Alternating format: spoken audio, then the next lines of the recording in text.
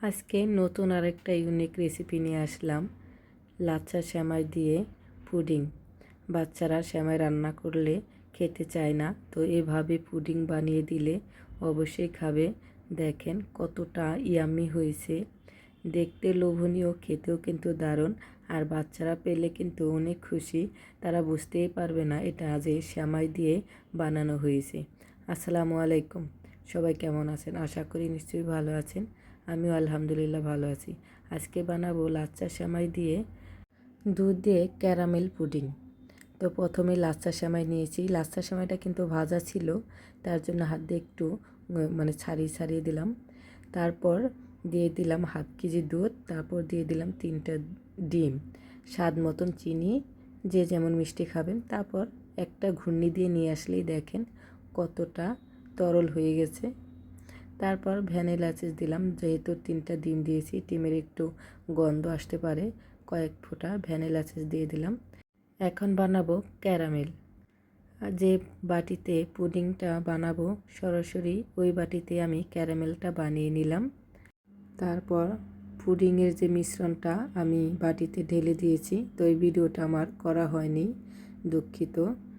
তারপর ঢাকনা দিয়ে ঢেকে এখন আমি গরম পানির মধ্যে দিয়ে দিলাম ভাপ দেওয়ার জন্য। তো পানিটা আমি আগে থেকেই কড়াইয়ের মধ্যে বসায় রেখেছিলাম।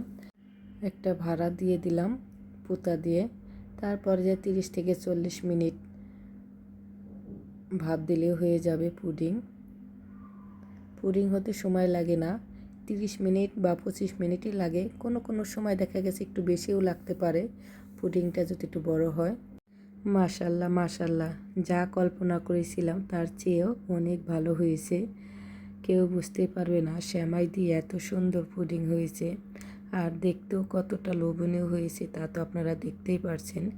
আর খেতেও দারুণ হয়েছে। আমি এক পাশ থেকে কাটছি আর দেখেন কাছ থেকে নিয়ে দেখাচ্ছি কতটা সুন্দর হয়েছে।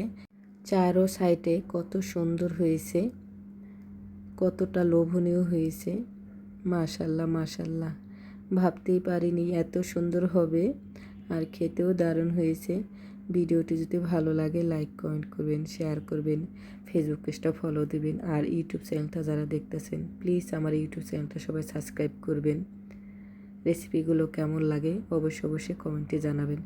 দেখেন এতটা লোভনীয় যে হয়েছে, আমি অনেক খুশি হয়েছি। এত সুন্দর হয়েছে যে আমি কেটে দেখাচ্ছি, বাটিতে নিয়েও দেখাচ্ছি। দেখেন চামচ দিয়ে কেটে দেখাচ্ছি। রেসিপিটা যদি ভালো লাগে অবশ্যই শেয়ার দিবেন। দেখেন, তো সবাই ভালো থাকবেন, সুস্থ থাকবেন। দেখা হবে নতুন আরেকটা ভিডিওতে। আল্লাহ হাফেজ।